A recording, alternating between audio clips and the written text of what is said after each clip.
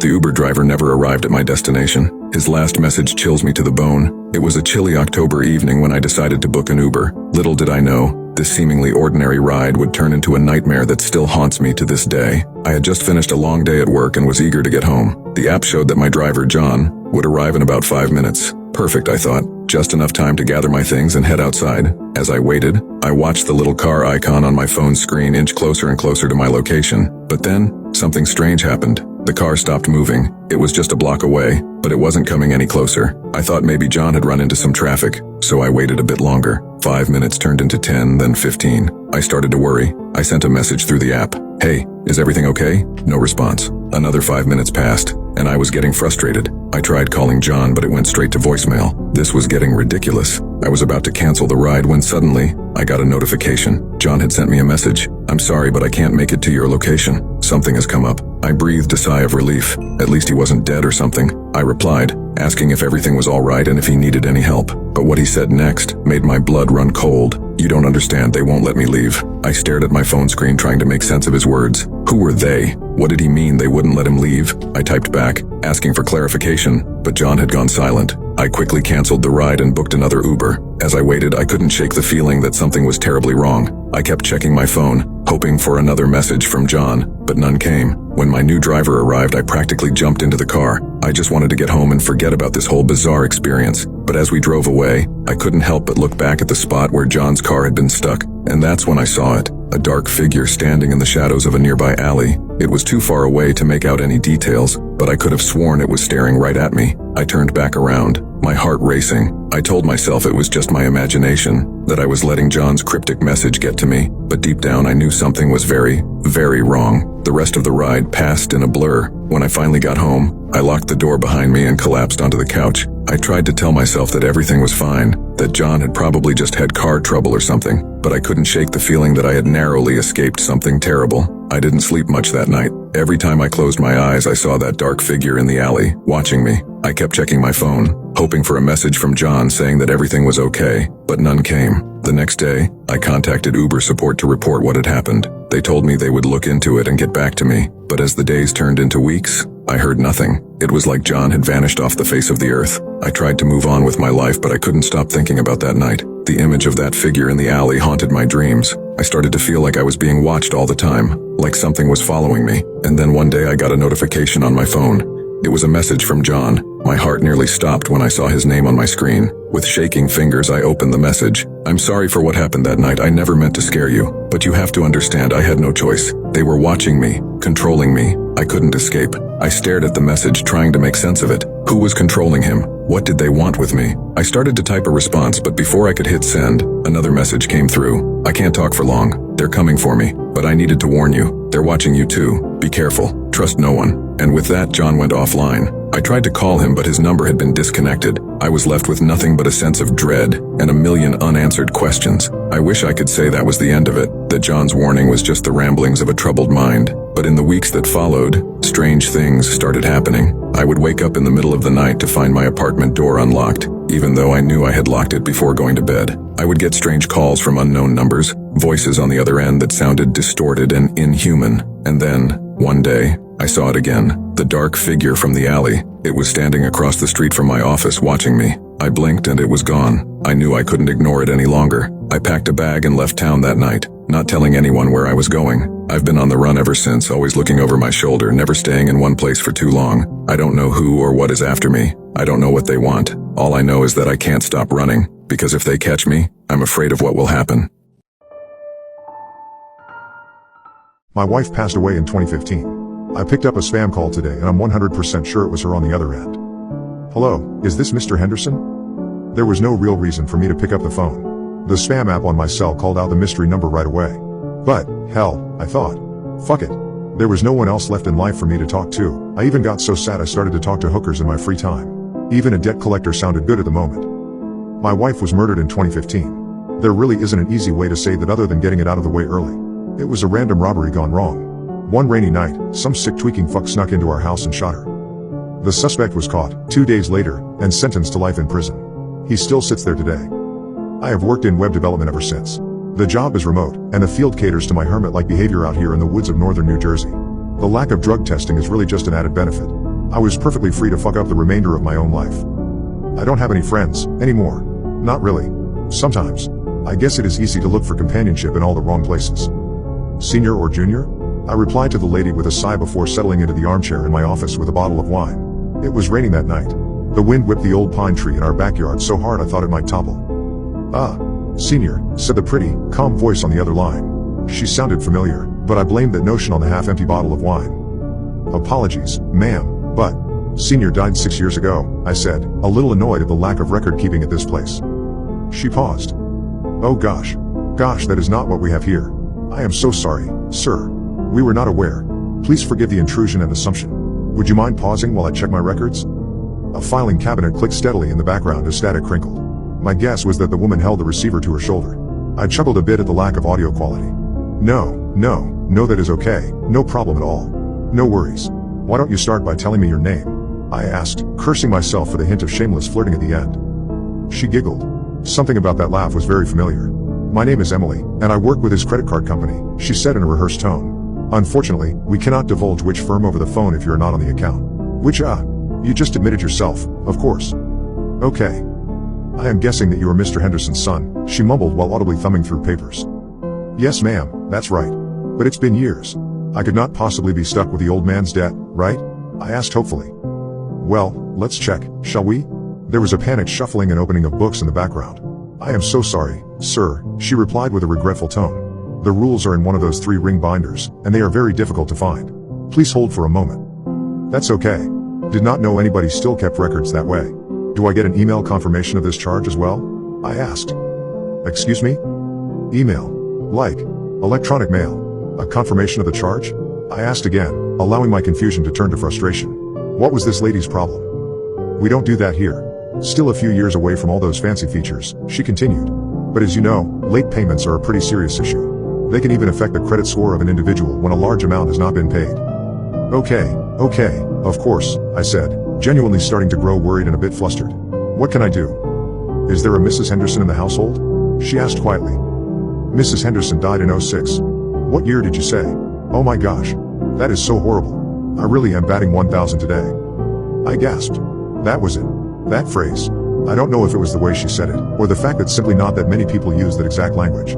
But as soon as she did, something clicked in my memory. My wife worked for a credit card company, before we met. Her name was also Emily. The voice sounded like hers, but it was younger. More hopeful than I remembered. What is your last name? I asked. The line was silent. Look, I know that's a weird question. But please, I think we know each other. I can't give that information out. She started. Okay. Did you go to Jefferson Memorial High School? Yes, she said, astonished. How did you know that? It was impossible. Emily was dead. The voice on the phone barely even sounded like her. It was younger, happier, more optimistic. This type of dream was actually the type of thing that had kept me up a million sleepless nights in the past. And yet, I was awake. Could it be a coincidence? Is your mother's name Eva? There was silence on the other end of the line. Then her mouse-like reply confirmed my suspicions. Who is this? I took a deep breath. Either I understood what was happening, or I lost my mind. Might as well enjoy the ride. This next question is going to sound strange. What is today's date? I am sorry, sir. What? One moment. She paused and shuffled around some more papers. Today's date is July 9th, 1999. It was impossible. Could it be the storm? The anniversary of her death? Emily, listen to me. Okay, sir, this conversation is getting a little strange. Let's keep it to the payment plan. Listen to me very carefully. One day you are going to meet a man. You are going to love him, Emily. And he will love you more than you ever know. I had to give her something to remember. On your first holiday together, he will buy you one gift for all 12 days of Christmas. Sounds dreamy, she replied with a laugh and a sigh. Are you one of those psychics? I am serious. You will marry this man, Emily. He will buy you the ring you always wanted. The ceremony will be in a beautiful one in your hometown. Your entire family will be there, including Aunt Zelda and your grandma from Tennessee. I like this fortune cookie, she said with dripping sarcasm. But 2 years later, on July 9th, 2015, you will be murdered in the home you share together. She shifted the phone nervously. So what do I do? First, I tried to tell her to avoid the house that day. To never date me, to stay away forever and find a better life somewhere else. But somewhere in the middle of my rant, the line disconnected to the tune of a blood-curdling scream. I called back to find a non-working number. She never answered again. I fell asleep listening to the thunder rolling through the sky. The scream from that night repeated from time to time while flashes of her body on the floor occasionally invaded my mind. I never questioned the call. I never asked why. Maybe it was God, maybe it was just time. But yesterday morning, when I woke up, Emily was by my side.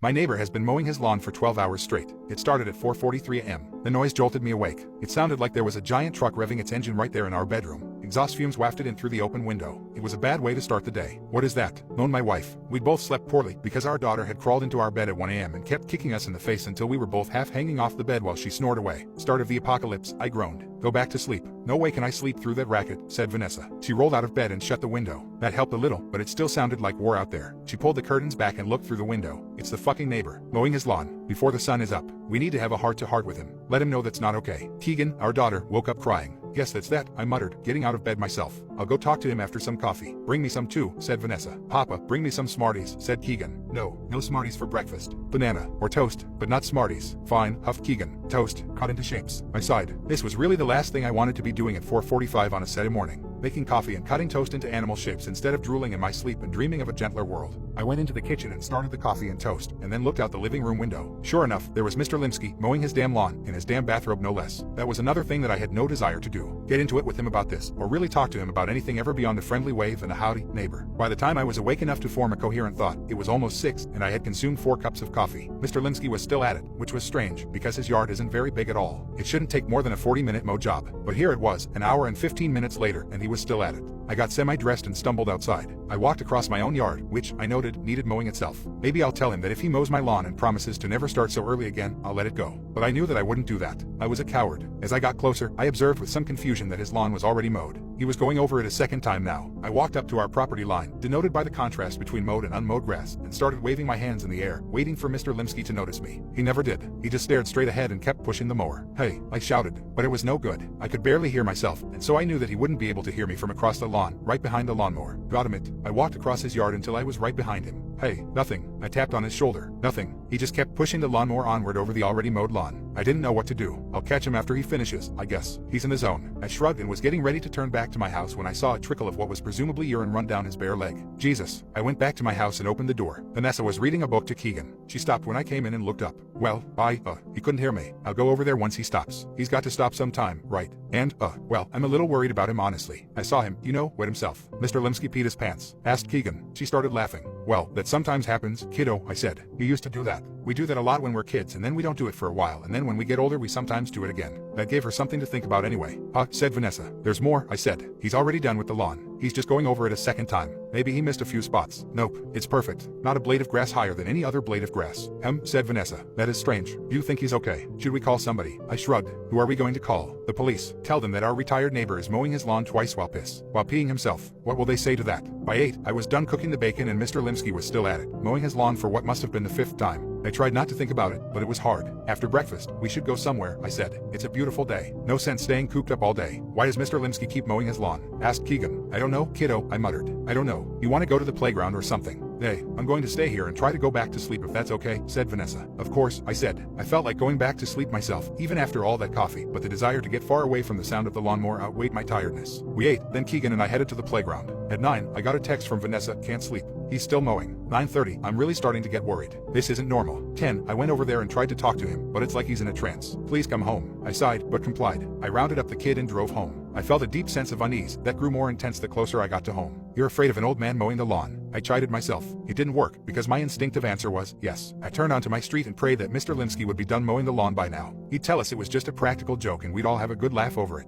But soon enough, I saw that wasn't going to happen. As I pulled into my driveway, I saw that he was still out there. I thought I saw a streak of brown running down his leg, but it was hard to tell for sure because he was going around under the shade of his ancient apple tree. I walked inside and Vanessa was at the kitchen table with bags under her eyes and a glass of wine in front of her. "Please make it stop," she said. "I don't know how to do that," I said, suddenly feeling very tired and in need of a drink myself. "Call the police," she said. "Why don't you?" I asked. "Fine," she said. "It's just that I do everything else around here, so I thought maybe you could help this one time." I held my tongue. I did plenty around there, but I knew that now wasn't the time to point that out. Okay, I said. I'll call the police. How has he not run out of gas by now, anyway? I've been watching him, said Vanessa. He's got a can of gas in his driveway. Sometimes he grabs it when he passes by and gasses up while still pushing the mower. It's crazy. Please call the police. All right, I said. I looked up the number and proceeded to have one of the most awkward phone conversations of my life. It was 10 minutes with the receptionist, and then another 10 minutes with an officer. Finally, they agreed to come over and check it out. 15 minutes later, I watched out the window as the cop car pulled into Mr. Limsky's driveway. A single cop got out and walked over to Mr. Limsky. The cop was waving his hands and shouting, but it was no good. Then the cop grabbed Mr. Limsky's shoulder and spun him around forcefully. This caused Mr. Limsky to finally let go of the throttle, and for the first time all day, the lawnmower stopped moving. It was still running though, because he had taped its safety shutoff down. I held my breath as I waited to see what would happen next. Mr. Limsky opened his mouth, and something emerged from it. It looked like a long, thin tentacle. The tentacle wrapped itself around the cop's neck and lifted him up into the air. Then a second tentacle emerged from Mr. Limsky's mouth and made its way down the cop's throat. I slammed the curtains shut and noticed that I too, like Mr. Limsky earlier, had wet myself. What's going on out there? Asked Vanessa from the kitchen. Did the police arrive? I didn't have a good answer, so I didn't say anything. Honey, said Vanessa, walking over. Are you okay? From outside, we heard the whine of a new machine join in with the lawnmower. Vanessa opened the curtain, and I turned slowly to look out. The cop was out there going around the old apple tree with a weed whacker while Mr. Limsky was back pushing the lawnmower around again. It's 5 p.m. Besides Mr. Limsky, there are now 4 cops in his yard doing various tasks. One is still at it with the weed whacker. Another has been going at the shrubs with a pair of clippers for hours now. But the one who concerns me the most is the one who is going around spraying the ground from a bottle full of neon blue liquid that Mr. Limsky at one point puked out of his mouth. I personally am petitioning the family to pack up the car and start driving to Florida where Vanessa's mother lives. I have no idea what is going on, but it doesn't look good. My neighbor has been mowing his lawn for 12 hours straight. Part 2. I wasn't sure what was more bizarre and terrifying. My neighbor mowing his lawn for the 13th straight hour, aided by 4 uniformed cops performing various other landscaping tasks. Or the woman in the gas mask and plastic poncho that emerged from the tan Toyota Camry which had wrapped itself around Mr. Limsky's apple tree. Damn it, Kelly, she shouted through the mask, clearly unsteady on her feet after the crash. No more driving for you, ever. I crouched down in my driveway behind my own car, which I had just finished loading in preparation for getting my family far away from whatever horrible thing was happening next door. I watched as the woman who was not impressed by Kelly's driving skills pulled a large blaster from under her poncho. That's the best way I can describe it. It wasn't a gun, it was a fucking blaster. The woman pointed her blaster at Mr. Limsky and pulled the trigger. That was it for Mr. Limsky. He exploded in a horrible mess of neon blue gore. A still writhing tentacle flew through the air and slapped against the windshield of the Camry. I saw the wipers go on in an effort to clear the thing away. I turned and saw my wife looking out the window of our house in horrified amazement. She had her hand over our daughter's eyes. Keegan was prying away at Vanessa's finger in order to get a look at the excitement. Meh, I'd had enough excitement for the day. I had no idea who the blaster woman was, but I knew that she had a blaster, and I struggled to come up with some way to get my family out of there without drawing anybody's notice. The woman turned her blaster to each of the 4 cops in turn and quickly reduced them into 4 gooey globs of neon blue slime. If I can just get back inside without her noticing me, we can slip out the back and Uber it out of Dodge. Doesn't matter where, just somewhere far away. Ew, shouted the woman. Her poncho was absolutely drenched with the insides of the things she'd just blown apart. Hiding behind your car. Stand up slowly. Shit. I stood up with my hands in the air. Please don't blast me, I said. I'm not one of them. I swear. We'll see about that, she said. Meanwhile, your neighbor, Mr. Limsky. He lived alone. Yes, that's right, I said. His wife died last year. Poor guy. I looked over at the puddle of strange gore that used to be Mr. Limsky. Poor guy indeed. Here's what's going to happen. I'm going to go inside Mr. Limsky's house and get cleaned up. You're going to go inside your house and wait there for us. If you try anything smart, I promise you that you'll end up like your neighbor here. Not a pretty sight, you agree. I took one more look, fought back the urge to puke, and nodded my head in earnest agreement. Same goes for your family. I see them through the window. Got it. Inside. Now, I didn't need any more encouragement. I ran back inside my house, back to Vanessa and Keegan. Who is that? Asked Vanessa. What's going on? You think I know? I snapped. Then I sighed. I don't, but I think maybe she's a good guy. I mean, she blasted those things out there. What if Mr. Limsky was the good guy? Asked Keegan. What if there are no good guys? Asked Vanessa. I don't know, I said. I don't know, but I think we have to take that chance. If she's a bad guy, then we're foo. Then it's bad no matter what we do, I think. So I think we just have to think positively about this and hope that she's a good guy. Think positively, said Vanessa. Think positively. How about we think about survival? I gritted my teeth. That's what I'm saying, dear. I think that our best chance at survival is to stay put and talk things over nicely with the lady in the gas mask. What's survival? Asked Keegan. It's what we're all trying to do, kiddo, I explained, on a day-to-day basis, and none of us will finally pull it off. What? It means trying not to die, I said. Are we going to die? Someday, kiddo. Someday a long, long time from now. I wasn't sure about that, of course, but what else could I say? Hey, you want to watch Tumbleleaf? Fig the Fox. Okay, said Keegan. I got an episode going, and then went into the kitchen where Vanessa was pacing around in a circle. Are you sure about this? She asked, waiting here for them to come to us. No, I said. Okay, she said. I trust you, and I love you. I love you too, I said. We waited. 20 minutes later, I saw them approaching my house. There were 2 women and 1 man, each wearing a gas mask. The woman in front was still carrying her blaster, but she had cleaned all of the blue substance off of her, and was wearing some of Mr. Limsky's clothes. I met them at the door. Did any of you come into contact with any of them? Asked the woman in front. No, I said. It was a lie. I had come up behind Mr. Limsky and tapped him on the shoulder. Vanessa had also approached him. "What is this about, Kelly?" said the blaster lady to the woman behind her. "Test him." Miss Kelly pulled a large syringe out of her backpack and took a step toward me. "Now wait a fucking minute here," I said. "You're not going to stick me with that needle until you tell me why I should let you. What is going on?" "You can submit to the test," said blaster lady, "or we can presume that you have the virus and terminate you." "Well then I'll submit to the damn test," I said, rolling up my sleeve and offering out my arm. "Not there," said Kelly, a second before she jammed the syringe into the side of my head. "Fuck, that hurts." Kelly pulled the needle out. Then she went into her backpack again and brought out a test tube filled with a green fluid. She unscrewed the tube and shot some of my brain juice into it. Then she put the lid back on, shook it, and held it up to the light. "He's clear," said Kelly. "Now for his family," said blaster lady. I watched in helpless horror as Kelly jammed a giant needle into first my wife's head, and then my daughter's head. Keegan couldn't stop crying, and it made me sick to my stomach. "They're all clear," said Kelly. "We're clear," I said. "Now do you want to tell us just what the fuck is going on?" "Let's start with who the hell you all are." "I'm Kelly Raymond," said the one with the needle. "My boyfriend got turned into a zombie, like Mr. Limsky, but a little different. I had to keep cutting off his fingers." "Hey, zombie," I said. "You had to keep cutting off his fingers." "Of course, you can call me Allie," said blaster lady, taking off her gas mask. The others did as well. "And yes, zombies. They are real, and the virus is growing stronger and more unpredictable by the day." "Okay," I said. "Zombies." I looked to the man in the group. "And you are?" "Martin Henwood," said the man. "I was a former colleague of your neighbor before he retired." "Ah," I said. "Mr. Limsky was a coroner, I want to say." "Mortician," said Martin. "And he was a true artist, which is why I had to call him out of retirement for my latest job." Martin was obviously upset and fighting back tears, but he went on. "A body came in for burial. The dead woman had apparently murdered her boyfriend in a particularly brutal way. There were rumors that the necklace she still wore, even after her supposed autopsy, was cursed. It was a strange case indeed, because for starters, I saw no sign that an autopsy was ever performed. I suspected that the medical examiner had gotten spooked by the rumors and had opted to rule the death a suicide without actually cutting into the body. Then too, as I looked her over, I saw that the necklace had no clasp.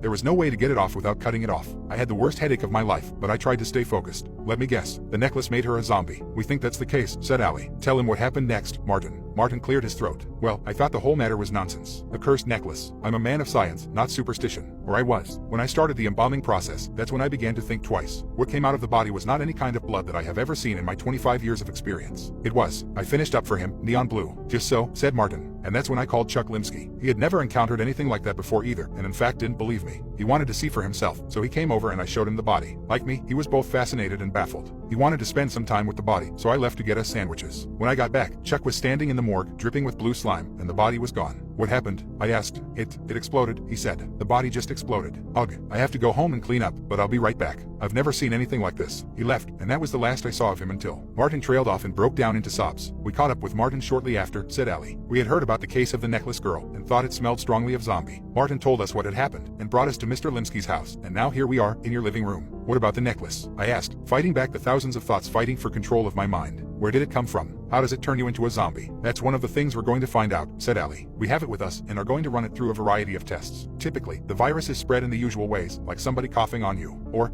exploding on you. The necklace is a new development. We are seeing a lot of new developments. We have been dealing with the basic zombie virus for some time now, and containing it well, but now things have changed. Our ultimate goal is to find a vaccine for the new super strains, but first we need to fully understand what we're up against." I looked over to the couch across the room, where Keegan was sitting on Vanessa's lap, still watching Fig the Fox. Vanessa was listening intently to our hushed talk, and I could see the terror etched into her face. I'm sure it was etched into mine as well. "It's not safe for you here anymore," said Allie. "The people I work with, used to work with. Yes, they are concerned about the zombies, but they are just as concerned with people finding out about the zombies. They are ruthless and will be here within a day or so. Besides, we need a new ride since Kelly wrecked our car. She is never allowed to drive again. I happen to notice that you have a nice, roomy SUV out there that could fit us all, and it will. We'll rest up for a few hours. Then we'll torch Mr. Limsky's property. Then we hit the road. It's up to you. Come with us, or stay behind for them to find you." "All right," I said. "Let me talk it over with my wife. We're on the road now. Allie's driving. I'm obviously not going to say where we're going. I just wanted to let everyone know that the zombie apocalypse is coming if we don't get there in time."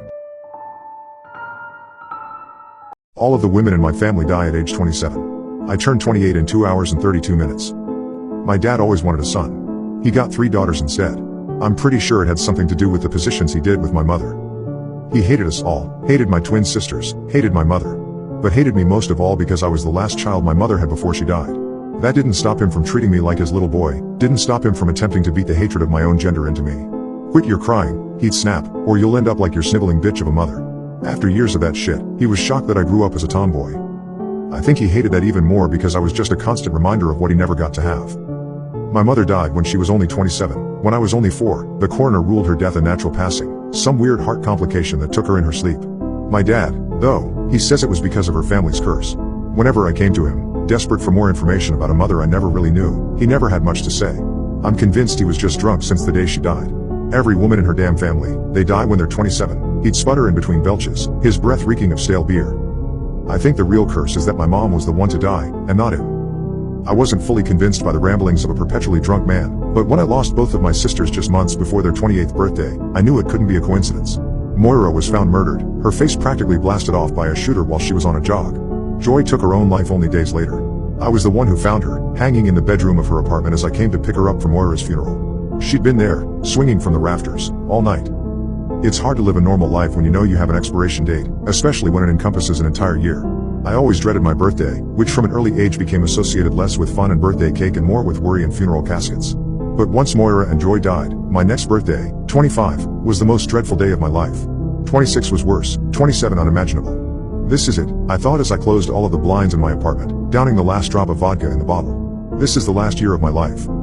27 has been uneventful, to say the least. Why would I make any long-term plans, forge any meaningful relationships when I know they simply cannot last? The worst part of this last year has been simply not knowing when my impending death is coming. It could have been any day within the last 364. It could be within the next minute.